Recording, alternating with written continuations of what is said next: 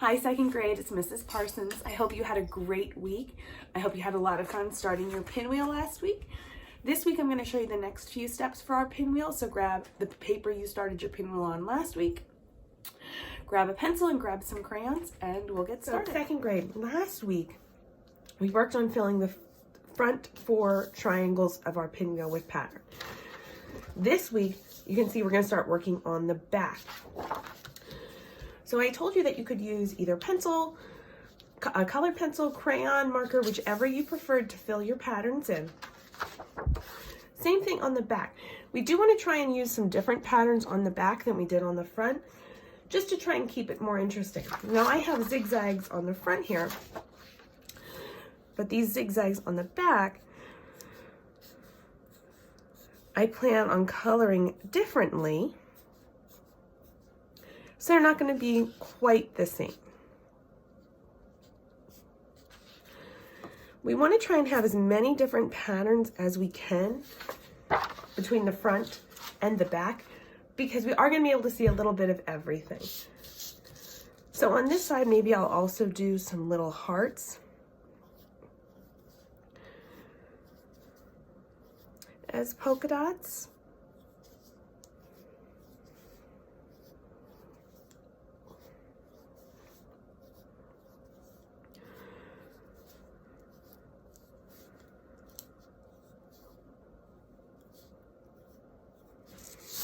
Maybe I will do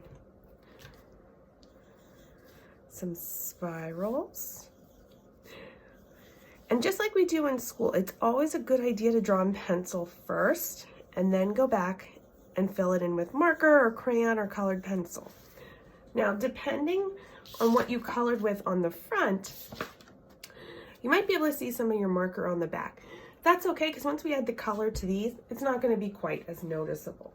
So let me just finish drawing my last pattern here and my last triangle. And for this one, I think I'm going to do a little bit of a checkerboard pattern.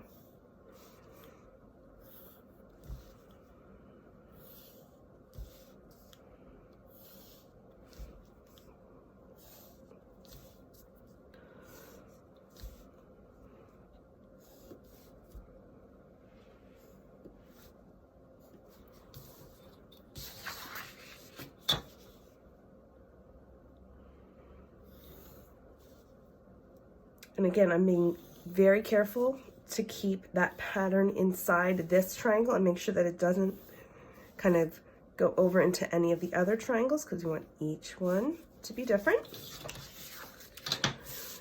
Now, I'm ready to start coloring. And again, you can use crayons, you can use markers, really whichever you prefer. And maybe depending on the pattern, it'll determine what you want to use. Like for smaller things, for my spirals,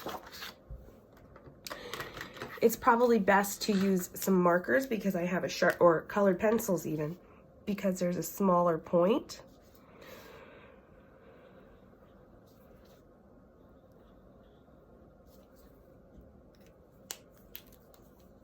But for larger things, it might be easier to use crayons because of how you're coloring them.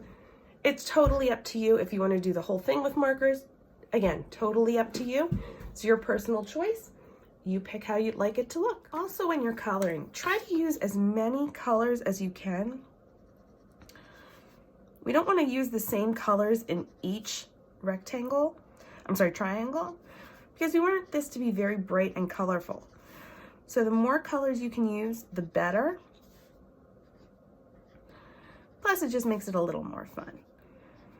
So lots of colors, lots of patterns are all going to help make this as bright and colorful as you can possibly get. Just take your time coloring each pattern in, and when you're done, you already know that a lot of times when we trace over pencil or fill pencil in with crayon, there's still some pencil lines that are peeking out. So it's always a good idea to take your eraser and just erase those pencil lines. Makes it look a lot cleaner and just makes things look nice and neat and tidy. So make sure you do that when you're all done coloring too. So second grade, by the time you're done with art today, or with this week, you should have both sides of your pinwheel paper filled with different patterns. It should be really bright, really colorful, full of pattern, full of color, lots of fun. Next week, we're gonna start putting our pinwheel together. And I promise you're really gonna like the way it turns out.